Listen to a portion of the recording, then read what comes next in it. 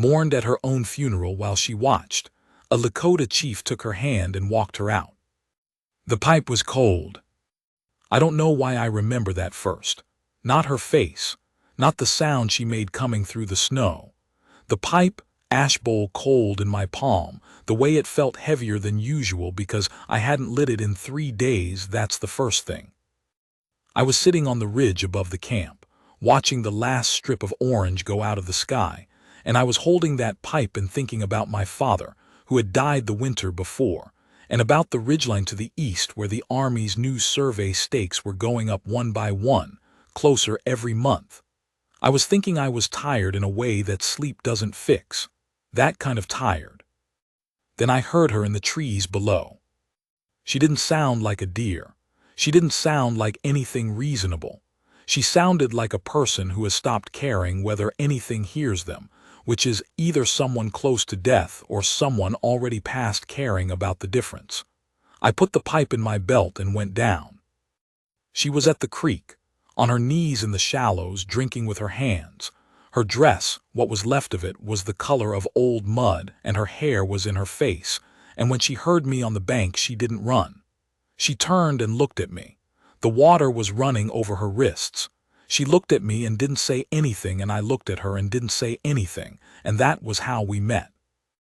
Her name was Clara Marsh, though she didn't tell me that for 3 days. I brought her back to camp because what else do you do with a woman on her knees in a creek in November? Some of the women wanted to know where she'd come from. I said I didn't know yet. They gave her dry clothes and food and a place by the fire, and she ate like she hadn't in a week, which I later learned was accurate. It had been 8 days. She slept for 2 days straight, except for once in the night when I was awake and heard her make a sound, not a cry, something smaller than that, something you'd hear from a person fighting something in their sleep. One of the older women went and sat near her. By morning she was sleeping quietly. When she came back to herself, she sat up and looked at the tent walls and then looked at me, and I saw her make the decision about whether to be afraid. She looked at me for a long moment. She looked at the women nearby, at the fire, at the opening of the tent. She took in the whole situation the way a practical person takes in a situation, not with panic, but with the methodical attention of someone who has learned that the wrong first move costs more than taking a breath.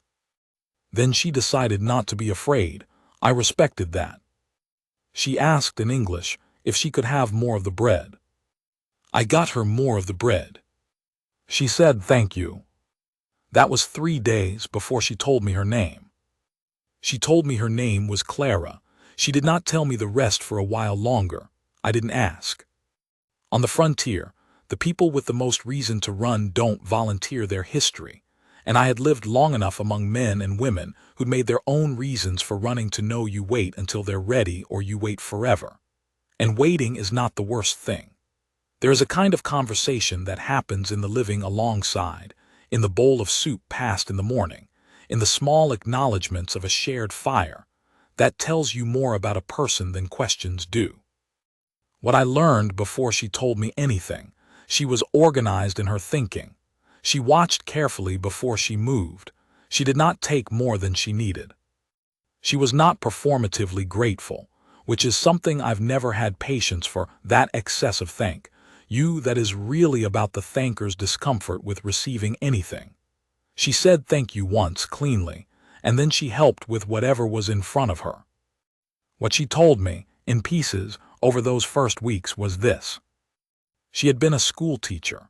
A settlement 2 days' ride east, the kind of settlement where the church is the biggest building and the preacher is the biggest man, and those two facts are related. The school was 3 rooms and 12 children, and Clara taught all of them, all ages, in that slanted-ceilinged way of frontier schooling where you teach the eldest and they help teach the youngest and somehow it works. She had loved it. I could hear that in how she talked about it, not nostalgia, not mourning, just the plain fact of it. She had loved it. Her husband's name was James Marsh. He'd been a quiet man, a farmer of modest ambition and genuine decency, and Clara had loved him too in the straightforward way of people who are well matched, not the thunderstorm kind of love, the steady rain kind that actually grows things. He had died 8 months before she found me, thrown from a horse officially, or found drowned in the river. It depended on which version Reverend Calhoun told on a given week. Clara had the other version. Her version was that James's boots had been dry when they pulled him from the river, and his hat had still been on his head, and the horse that had supposedly thrown him was standing calmly in its stall, with no sign of having bolted, and 3 of her neighbors had seen James walking toward the river in the company of one of Calhoun's men an hour before he was found. But that was a version that didn't serve Calhoun's purposes, and so it was a version that simply did not exist in Harrow Creek. What Calhoun wanted was the land. James's quarter section sat on good water, a spring that ran clear all year on ground that could carry twice what James had been running on it, and Calhoun had been trying to buy it for 2 years. James had said no, politely and then firmly, and then with a kind of finality that good, quiet men can produce when they've made a decision. Calhoun was a patient man, but he was also a man who had learned over many years that the frontier had its own mathematics, and in those mathematics, dead husbands left behind a certain kind of paperwork ambiguity. The trouble was Clara. A widow had rights in the territory, not the same rights a man had, and not rights that were easy to enforce without a lawyer and a proper federal court, but rights nonetheless. As long as Clara was alive and in her right mind and unwilling to sign, the land stayed contested.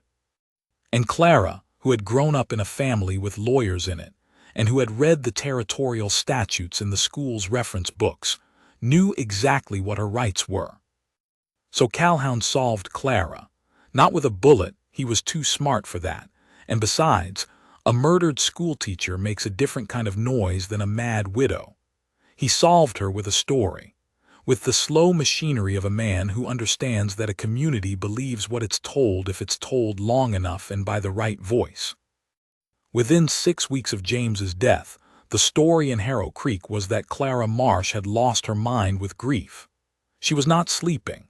She was saying wild and dangerous things about the Reverend fabrications, clearly the desperate inventions of a shattered mind. She had to be managed for her own safety and for the community's peace. 6 weeks after that, she was locked in a room in the church house. Not roughly. She was very clear about that when she told me. Not roughly at all, no violence, no shackles, nothing that would leave a mark. Just locked, just contained, with women coming in to sit with her and to tell her, softly and patiently, that she was confused, that she was not well, that the things she remembered had not happened that way, that she needed to rest and let her mind heal. 3 times a day for 3 weeks. The same voices, the same patience, the same gentle certainty that she was wrong about everything she knew. She said the kindness of it was the worst part. She said it in a particular way, flat, almost clinical, like she was describing the mechanics of a machine she'd figured out too late. She said, at least if they'd been cruel about it, I would have known where I stood. The cruelty she could have held onto. The kindness was designed to dissolve the thing you hold onto. Then one day, they let her out for the funeral. That was Calhoun's masterstroke, and I say that word with the full weight of contempt I have for men who weaponize the sacred. He held a funeral for Clara Marsh, a proper service in the church, with a casket and flowers and the whole machinery of final things.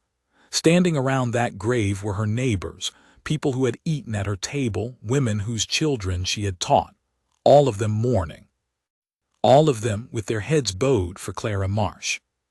While she stood at the back in borrowed black and watched herself being buried. She described the sound of it to me once, the hymn they sang, the particular squeak of the organ that the church had never fixed. She described the way the light came through the window at the side of the church, the way it caught the dust in the air. She remembered it in that way that terrible things are remembered, with too much detail, every small irrelevant thing preserved in perfect clarity, because the mind was busy not looking directly at the main thing. The message Calhoun was delivering was plain. You are gone. You have been mourned and buried, and the community has moved on. You are nothing now, not a widow with rights, not a schoolteacher with standing, not a person with a name anyone will use in court.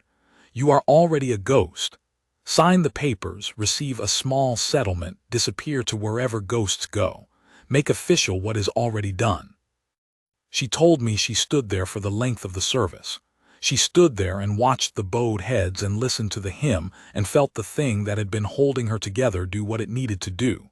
Not break. She was always careful about that word, and I understood why. She had decided not to break. What happened was different. She said it was like a seam coming to the end of its thread. There was simply no more of something that had been there before. She walked out of that churchyard in the middle of the last hymn, turned and walked. Nobody stopped her. She supposed they thought she was simply accepting her erasure, walking herself off the edge of the world she'd known.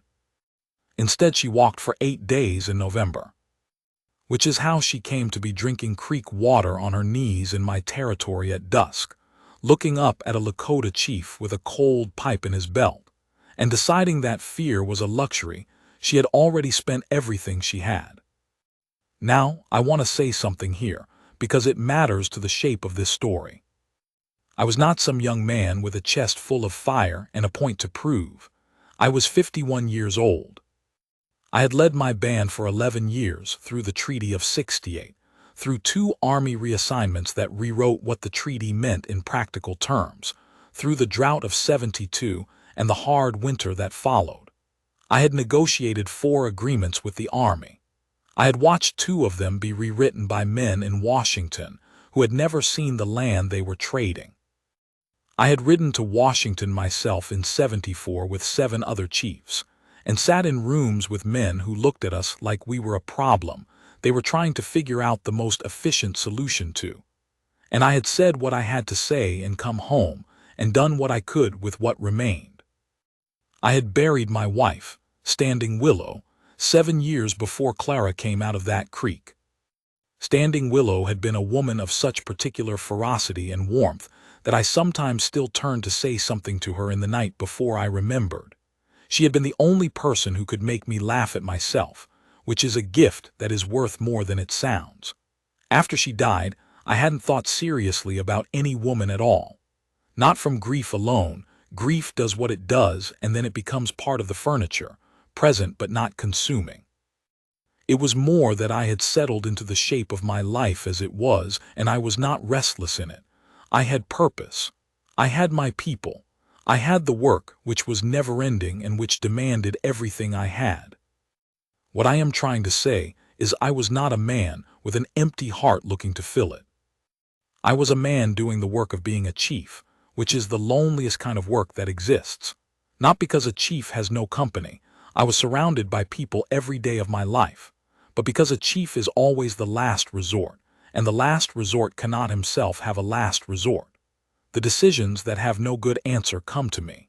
The season that breaks wrong, the negotiation that collapses, the family in my band that loses its men and needs to be absorbed and fed, these come to me. I carry them, and I do not put them down because there is nowhere to put them. My father had told me something, years before he died. We were riding back from a council meeting that had not gone the way we'd wanted, and I was young enough to still be angry about outcomes I could not control, and he rode beside me for a long time in silence and then said, "The work will not end, and you will not change that. What you can change is whether you carry it like something that is killing you or like something that is yours to carry." He said, "A chief who is empty inside makes decisions from fear. A chief who has something left makes decisions from strength. Find the thing that keeps something left." He was talking about Standing Willow. He knew her before I did, in the way that parents sometimes know what their children need before the children do. I had found her and understood what he meant. And then she was gone, and I had been managing on the memory of what it felt like to have that thing he was talking about, something left. 7 years of managing on memory, which is not nothing. Memory is not nothing, but it is not the same as the thing itself. Clara Marsh showed up in that creek, and I did not feel lightning. I did not feel revelation. Those are young men's feelings, and I was past them. What I felt was quieter and took longer to understand. I felt something that had been familiar once and wasn't anymore. I felt someone else who'd been doing it alone. She stayed, not because I asked her to, not because she had nowhere to go. She was practical enough that she could have made it to the next settlement in 2 weeks of careful walking if she'd rested properly first. She made a calculation. She looked at what she had and what was available to her, and she decided she wasn't ready to go back into a world that had tried to erase her, and that my camp was the first place since James died where nobody wanted anything from her. She started helping with the children's English lessons inside a week. Didn't ask, just started. 2 of the older children had been struggling with the written word, and she simply sat down with them one afternoon and began. I watched it from across the camp. She was good with children, not in the soft-voiced, patient way of someone performing goodness for an audience, but in the blunt, precise way of a woman who genuinely respects a young person's capacity to learn. She got annoyed when they were lazy and didn't pretend not to. She said, "You are smarter than this, you are choosing not to try, so try." The children liked her enormously for it, which tells you something useful about children. They know who means what they say. Some of the adults took longer. There were those who watched her with a careful, neutral distance, not hostility, just the reasonable caution of people who had learned that Wasiku and their camp tended to leave change behind them, not all of it welcome. I understood that. I did not try to hurry it.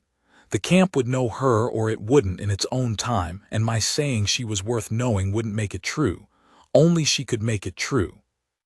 She understood that too. She didn't push. She didn't try to insert herself into conversations that weren't hers to enter, didn't perform her presence or make a project of being accepted. She worked. She paid attention. When an elder spoke, she listened with her full attention, and when an elder's meaning was unclear, she asked to have it explained rather than nodding as though she'd understood. That matters. There is a particular respect in the willingness to admit you haven't followed something rather than pretending you have.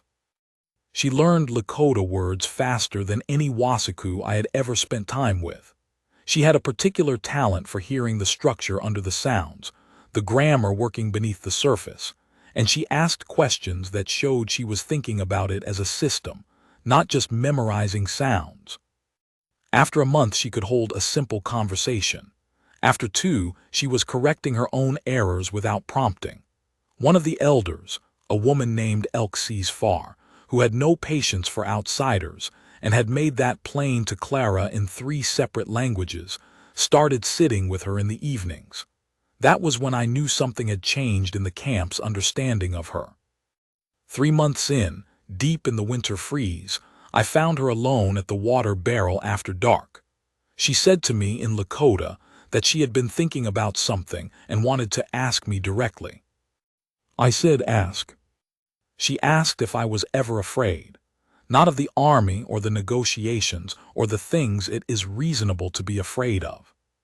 If I was afraid of the way the days went, if I was ever afraid of what was waiting on the other side of all the work. I stood there for a moment because that is a question that most people don't ask a chief, not because they're not thinking it, because there's an understanding, unspoken but solid as rock, that a chief doesn't have the room to say yes. A chief who says yes to that question puts something in the air that his people have to breathe. So you don't say it. You learn early not to say it. I told her I was, in the winter especially. I told her about the pipe, about the ridge, about the eastern horizon and the stakes and what they meant.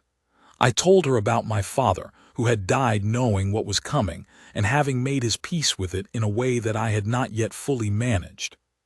I told her about Standing Willow. She listened. She did not offer me comfort. I was grateful for that. Comfort from a near stranger is a kind of theft. It takes the weight from you without your permission and uses it to make the comforter feel useful. She just listened, and then she was quiet for a moment, and then she said, "Good." She was glad I'd told her. And she went back to the fire. I stood by that water barrel for another minute, long enough to understand something had shifted in me, though I didn't yet know what to do with the understanding. The trouble came in March, as I had known it would. Calhoun sent 3 men. They had a paper from a territorial court listing Reverend Calhoun as Clara's legal guardian on the grounds of her mental incapacity. A document of such brazen legal fiction that I spent a moment simply admiring its audacity before I set it aside and dealt with it. The men had the particular confidence of people who believe they are carrying the weight of civilization into uncivilized territory. That specific set of the shoulders, that particular way of looking around at the camp as though cataloging what is lesser. I let them speak. I have learned over many years that you let men like that speak because they tell you everything you need to know about how they believe the world is arranged and what they think their place in it is. By the time a man like that finishes speaking, you know exactly what he respects, what he fears, and where his actual authority ends. That information is worth more than interrupting him. They said they'd heard a white woman was in my camp. They said she was troubled in her mind and that her guardian, Calhoun, was concerned for her welfare.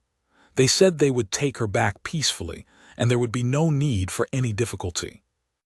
The oldest of the three was looking at me with that careful, maintained distance that some men perform when they want to seem respectful of a Lakota chief without actually respecting him. You know the look if you've been on the receiving end of it for 30 years. It's not respect. It's the management of risk. He was calculating, behind that polite face, how much trouble I would be. I sent for Clara. She came out and stood beside me.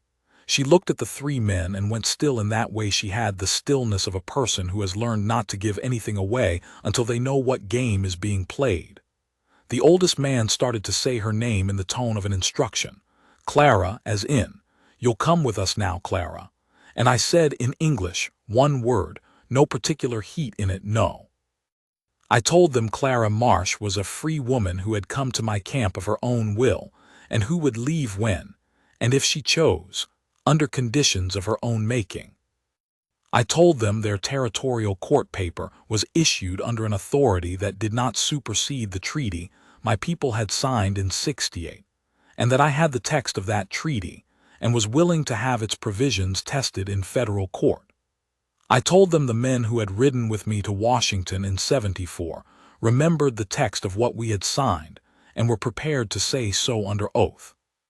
I told them, if Reverend Calhoun wished to test this interpretation, I would welcome the opportunity to attend that hearing. I had not raised my voice. The oldest man looked at me for a long time. He looked at the 11 men behind me who had appeared from the camp with the unhurried inevitability of weather. They had been there before his eyes registered them, which is something my men could do better than anyone I'd ever known.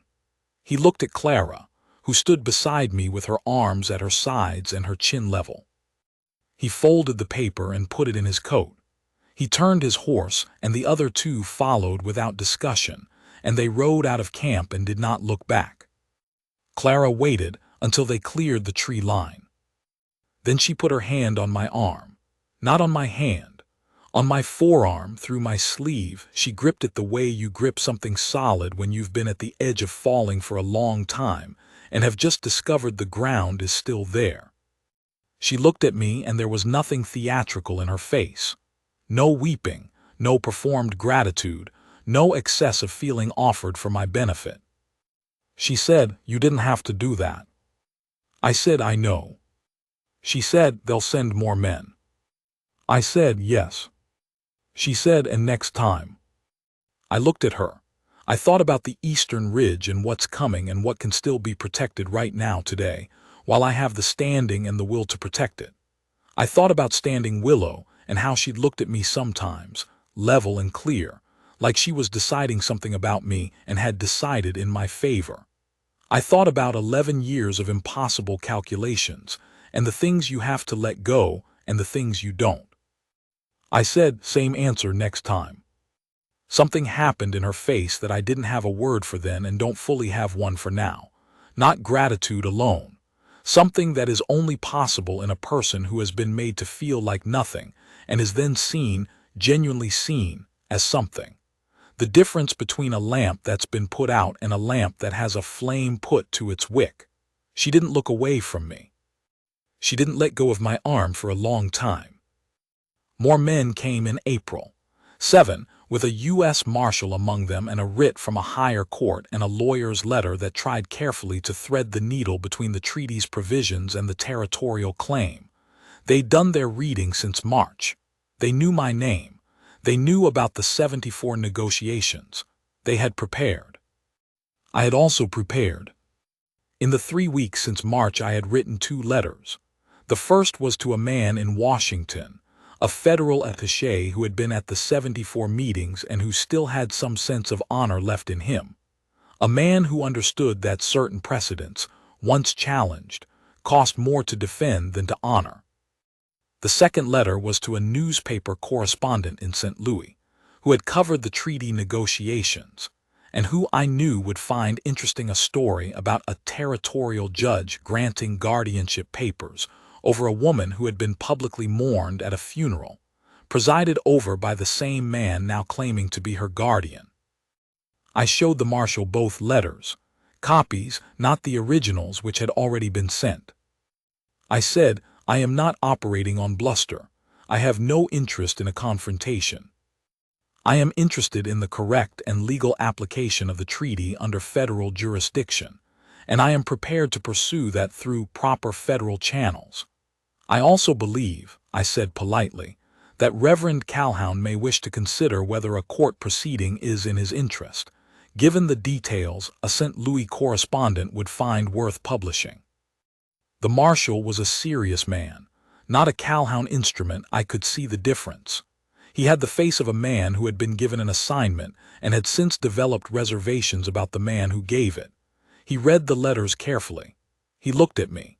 He looked at Clara, who stood a few feet away with her arms crossed and her weight on one foot, watching with that contained, methodical attention. He said finally, "You'd make a hell of a lawyer." I said, "I have had considerable practice at being told my rights don't exist." He almost smiled. He folded the letters, handed them back, did not serve the writ, and rode out. Calhoun made one more attempt in May, not men this time, but a letter through an intermediary offering a settlement, a sum of money, a clean deed to the river parcel, in exchange for Clara returning quietly to Harrow Creek and signing the guardianship dissolution under the Reverend's supervision, which was, reduced to its elements, an offer to pay Clara to come back and let Calhoun supervise her out of existence more tidily.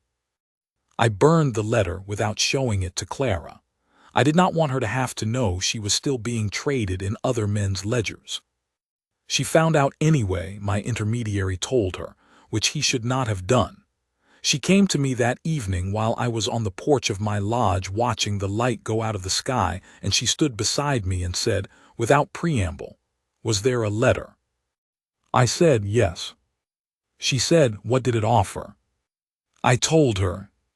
She was quiet for a moment, which with Clara meant she was thinking and not yet done thinking. Then she said, "And you burned it?" I said, "Yes." She said, "Without discussing it with me?" I said, "Yes, because it was not a real offer. The substance of the letter was identical to the men in March and the men in April, the same man trying to trade you, with different numbers on the paper. Only the envelope was polite."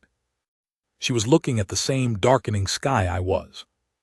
There was a wind out of the south, warm already at this hour, carrying the smell of green things starting up. She said, "Do you know what it is to have someone make a decision on your behalf and have it be correct?" I said I wasn't sure I did. She said, "It is strange. For years men made decisions on my behalf and everyone was wrong. Everyone served them and cost me. And then you do it and it is genuinely in my interest, and I want to be grateful, and I also want to be angry that you didn't tell me, and I'm standing here not knowing what to do with both of those at once." I said, "Be angry if you need to be. I won't take it badly." She turned and looked at me. That particular look, direct, still, a person who has made a decision and is acting on what follows from it. She said, "I'm not angry. I kept waiting for the part where it turned out you wanted something. That's what I was waiting for every time. The thing you'd want in exchange. And it never came. I didn't say anything. She said, you just kept standing between me and them. I said, that's not a complicated thing. She said, it is, actually. Most men make it very complicated. We stood there in the last of the evening light. From the camp below came the sounds of the end of the day, the particular settling that a living place makes as it goes toward night. Someone was singing. The horses were moving. She said, I know what it costs you. I'm not pretending I don't. 3 confrontations with men carrying federal paperwork. In a year when the Army is remapping everything east of the river and looking for any excuse to revise the treaty terms. I know that. I want you to know I know that. I said, yes. She said, and you did it anyway. I said, yes. Neither of us said anything else for a while. The last light finished. The first stars came. Summer arrived, and the world settled into a different shape. There is a quality to a Lakota summer morning that I have never gotten tired of in 50 years. The light comes in low and gold before the heat builds, and the camp makes a particular sound in that hour, children before the day organizes itself, horses at the rope, the distinctive weight of a community that is alive and in motion. I knew every note of it the way you know the sound of your own breathing. That summer there was a new note. Clara, who was an early riser by constitution, coming back from the creek at first light with her hair wet, and that quick, economical way she moved, like a woman who doesn't believe in wasting steps. She had started wearing her hair differently. She had started speaking more Lakota than English when she spoke to me, not as performance, but because she'd crossed the line from it being an effort to it being the language of where she was. She could argue with Elk C's far now, which was something almost nobody in the camp could do without the elder getting the last word. One morning she came and sat beside me before the fire was fully going, with her coffee in the tin cup that had been hers since the first week. No one touched Clara's cup. It had simply become known, and we didn't talk for a while. We did that sometimes, she and I just didn't talk, sat in the morning and watched it happen. I had never had that with anyone outside my own people before, that particular quiet that is full rather than empty, the comfortable silence that doesn't need filling. She said, I need to tell you something. I said, all right. She said, I'm not going back. I want you to know that I have thought about this and that this is a decision made from choice and not from fear. I have options. I could go to St. Louis. I know the correspondent's name. I could go to San Francisco. I have skills that would support me. I could make a life in a dozen different places. She paused. She said, I want to make it here.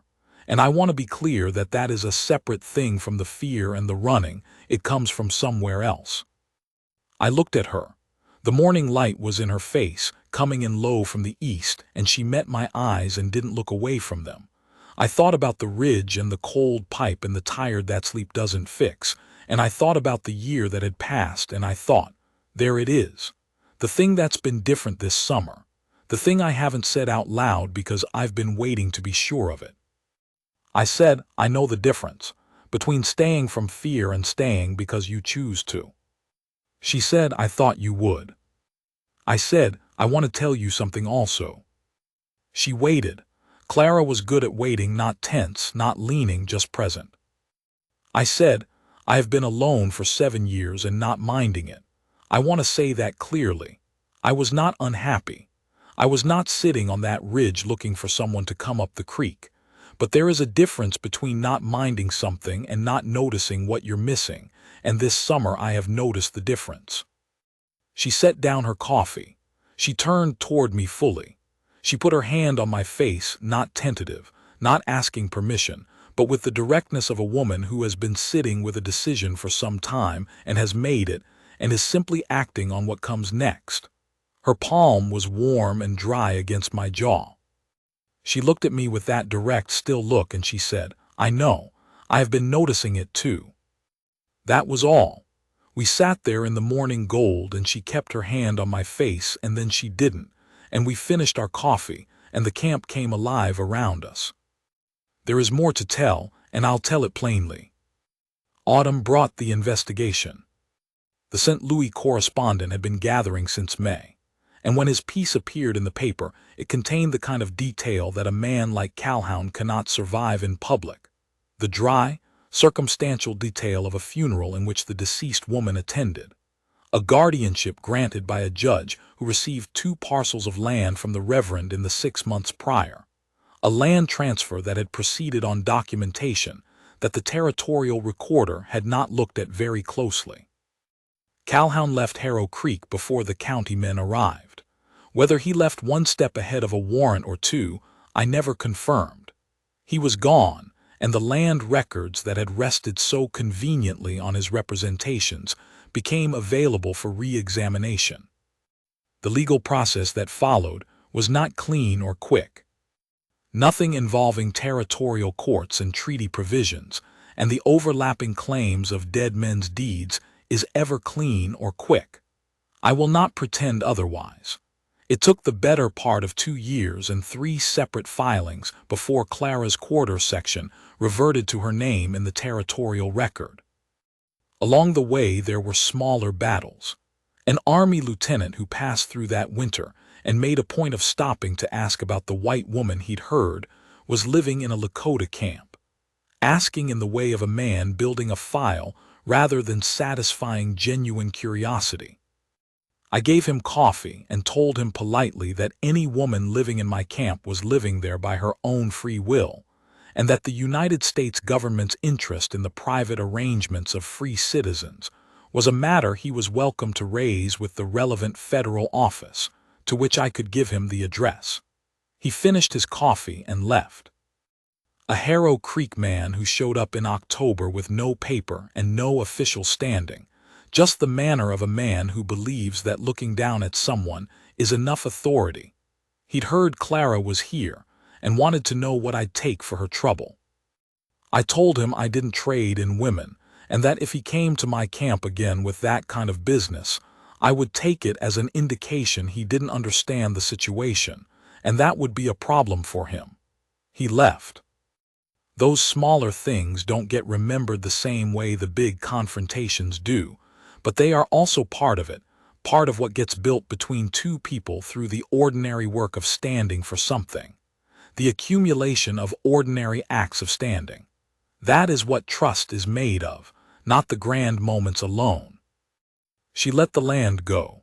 She had thought about it for a long time, she told me, not agonizing, thinking.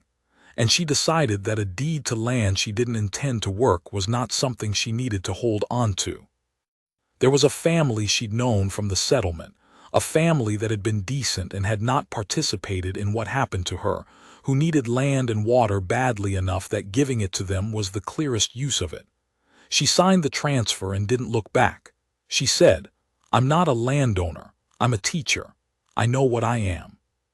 What she was by then was fully a part of this camp, not in the way of an outsider who has been accommodated, in the way of a person who has been absorbed because she belongs. The children she'd been teaching were reading. 2 of the young women had learned to write in English, which was a tool that had already proved its worth in one negotiation over supply allotments, where the Army's written record had contradicted their spoken word, and Clara had caught it. Elxie's Farr had stopped glaring at her, which in that elder's economy was the equivalent of a full embrace. The marriage happened in the spring, in the Lakota way. I will not describe it here because some things belong to the people who are in them. What I will say is that the faces of my people that day were not complicated. They were simply glad, which told me something I had not known how to ask them. But that's not where this ends. This ends on the ridge. I went back there, a year and more after I'd first found her in the creek below it. I went back in the dark before dawn, which has always been my time for the things that need to be thought through without interruption. The kind of thinking that isn't really thinking, more like listening, to the dark and the cold, and whatever is underneath the noise of the day. I had the pipe, I lit it this time. I sat there and looked east, where the survey stakes were still there, still patient, still doing what they do. The arithmetic had not changed. There was still more coming than could be held back with any number of letters and federal filings and careful treaty language. I knew that. I had always known that. A chief knows the difference between what can be won and what can only be delayed, and what you owe the people who depend on you is honest work within both of those categories. But it was quieter in my chest than it had been the last time I'd sat here. I heard Clara behind me in the trees coming up the slope. She'd heard me go. She'd followed at a distance, not wanting to interrupt whatever I was doing up here alone before first light, but also not willing to let me do it entirely alone when she didn't have to be elsewhere. She sat down beside me on the cold rock, close enough that her arm was against mine, her shoulder against my shoulder. She didn't say anything. She looked at the dark below the ridgeline, where the eastern sky was just beginning to separate from black into deep blue, that moment before the color comes, when everything is held in suspension and you can't quite believe the light is going to arrive again. The survey stakes out there in the dark, the uncertain horizon. She took my hand. That was all. She took my hand and held it, and we watched the light come. I have thought sometimes about how to say what that is worth, a good woman, freely given, choosing to hold on when she has every option not to. I haven't found better words than the plain ones. It is worth what it is. It changes something in the carrying of things that you've been carrying a long time. It doesn't take the weight. It changes what the weight means. There is a particular thing that happens to a man who has been doing the work alone for a long time and then isn't. It isn't rest, exactly. You don't stop doing the work. The survey stakes are still out there. The arithmetic is still the same arithmetic. The next season will have its own impossible things, and they will still come to me because that is what a chief's life is. None of that changes. What changes is the ridge. What changes is the pipe in your hand and the dark before the light comes. What changes is having someone who climbs up in the cold because you went up alone and she decided that wasn't necessary anymore. My father would have known what to say about that. He usually did. He had a way of reaching the center of a thing in 6 words when I would have taken 60. I thought about him that morning on the ridge, in the way I think about him sometimes when something good happens, not wishing he were there to see it exactly, but carrying the fact of him in it somehow. He would have liked Clara. He would have said something dry and accurate about her that would have made her laugh, and the two of them would have been allies against me within a week. I was sure of it. The light came slowly, the way it does in that hour before the sun clears the earth's edge. Gold came in underneath the blue. The camp below us began its first sounds, a horse, the creak of rope, the beginning of smoke from the first fires. Clara said, quietly and to no one in particular, "It's a good morning." I said, "It is." She leaned her head briefly against my shoulder, just for a moment, then straightened again, and we watched the rest of the light come. My pipe burned down. The sun came up. She held my hand and I held hers, and the valley went bright below us, and I did not mind a single thing.